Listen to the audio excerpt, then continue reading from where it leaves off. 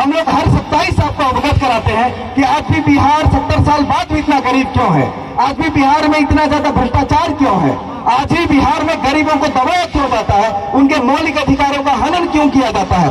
यहाँ जो भी लोग हैं, मैं दावे के साथ बोलता हूँ, अगर ये कार्यालय स्तर पर अगर किसी काम को लेके जाए तो महीने भर अगर दौड़ते रहेंगे, जूते की तल में खिया जाएंगे, लेकिन इनका काम नहीं होगा।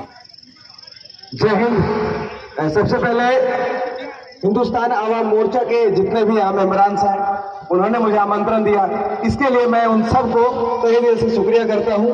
और यहाँ उपस्थित सभी लोग, हमारे आदरणीय माताएं, बहनें और जो भी नौजवान भाई हैं, सबको तहे दिल से शुक्रिया देता हूँ। बात आज ये आ चुकी है कि देश में इतनी गरीबी क्यों है। देश को आजाद हुए 75 साल होने को है। जब से आजादी गई तब से बीती सरकार, आने वाली सरकार और जो सरकार वर्तमान में है, या कोई भी राज्य की सरकारें हो या केंद्र की, बस इन्होंने एक ही बात कही, गरीबी हटाना है। लेकिन 70 साल में भारत से कितनी गरीबी हटी है ये सबको पता है। और आजाद होने के बाद ये भी नारा था कि सबको शिक्षित बनाना है। और पूरे देश में अभी तक कितना शिक्षा बढ़ा है और कितने लोग शिक्षित हुए हैं, ये भी देखने वाली बात है। देश का जीडीपी इतना बढ़ चुका है, फिर भी बिहार जैसे राज्य की बात कर रहे हैं हम यहाँ बिहार में हैं। और अगर बिहार की बात करें और हम अगर लोकल लोगों की बात करें, ग्रामीण लोगों की बात करें, और सबसे ज्यादा महत्वपूर्ण चीज गरीबों की बात करें, तो गांव गरीबी से ही भरा हुआ है। आप किसी भी गांव में चले जाएं और यहाँ जो योजनाओं के नाम पे सबसे बड़ा घोटाला होता है, और यहाँ के लोकल स्तर पर, प्रखंड स्तर पर जितने भी पदाधिकारी हैं, उनकी मनमानी जो होती है, अगर कोई यूथ अगर इस पे आवाज नहीं उठाता है तो कैसे दूर होगा। बस कोई भी सरकार हो, आने वाली हो या विगत की हो या वर्तमान में हो, उसका एक ही नारा होता है, गरीबी हटाओ। लेकिन कब तक गरीबी हटेगा? बात ये रहता है, आप हमेशा यही बोलते हैं गरीबी हटाना, कब तक हटेगा? 70 साल हो गए, अभी नहीं हटी, क्या गारंटी आने वाले समय में हटेगा? वैसे तो मैं किसी पार्टी या किसी भी नेता को प्रमोट नहीं करता हूं। मैं एक राष्ट्रवादी तरीके से देश का सेवा करने का जिम्मा उठाया है मैंने, और मैं अपने यूथ भाइयों से और माताओं से भी विनम्र निवेदन करता हूं कि आप लोग भी अपना आवाज बुलंद करें। आपके लिए कोई लड़ने वाला नहीं आएगा। एक दिन आपका मौका होता है वोट देने के समय, उस दिन उस नेता को वोट दें। उस दिन एक डिसीजन आपका आपके बच्चे के भविष्य को तय करता है। ये तो बच्चे खड़े हैं, इनके किस्मत को बनाता है आपका एक वोट, तो उस दिन तय करें।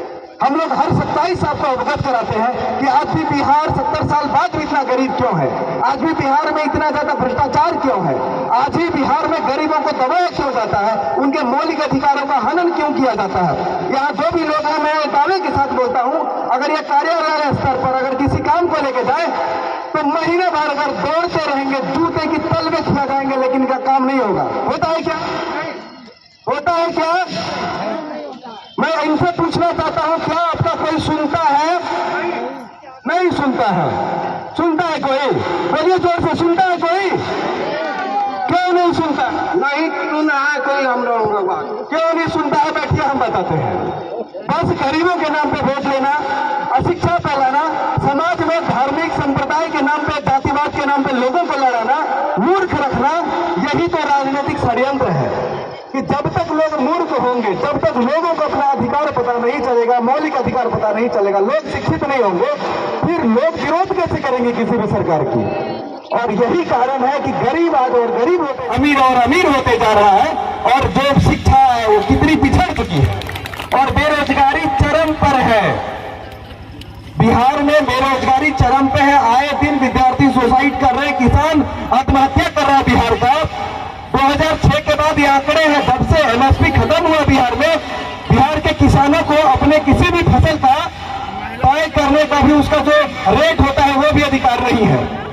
अब जी तोड़ मेहनत कर ठंड में, गर्मी में, धूप में, पानी में अपने खेतों में फसल उगाएंगे, और व्यापारी आएंगे, मनमाने ढंग से आपके फसल को खरीद के ले जाएंगे। आप ये तक नहीं बोल सकते कि मेरा उपजाया हुआ फसल हमें कितने दाम पर बेचूं, आपके वो भी अधिकार नहीं है। ये है बिहार और यहाँ का शासन है, और यहाँ है गरीबों के लिए जो अधिकार मिले हैं, ये वही है जो दिखता है, बाकी वह सब कुछ पन्नों में लिखता है।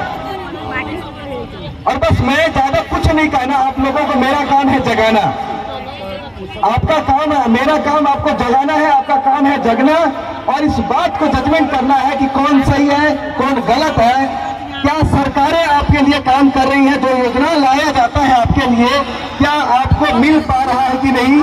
क्या प्रशासनिक व्यवस्था अवसरवाद हो चुकी है? या क्या पुलिस प्रशासन आपकी नहीं सुनती है? क्या आपको प्रताड़ित किया जाता है? क्या आपके मौलिक अधिकारों का हनन किया जाता है? ये कौन बताए? आपको अपने लिए लड़ना होगा। जब कोई नेता चुनते हैं तो उस दिन आपको ये डिसीजन लेना होगा। उस दिन ये तय करें कि आप किस तरह के नेता को चुनते हैं कि जो आपके समाज को चला सके, आपके राष्ट्र की उन्नति में भागीदारी हो।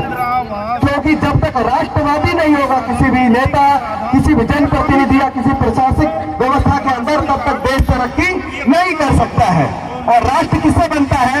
एक एक लोग से, वही गरीबों से बनता है जो इस भारत के मूल नागरिक हैं। लेकिन सबसे ज्यादा अगर शोषण किया जाता है तो इन्हीं गरीबों का किया जाता है और किसी का नहीं किया जाता है। क्योंकि पूंजीपति और पूंजीवादियों का कोई जात नहीं होता, गरीबों का जात होता है कि जो गरीब है, जो गांव में रहते हैं, जाए उनके घर पे देख ले आज भी।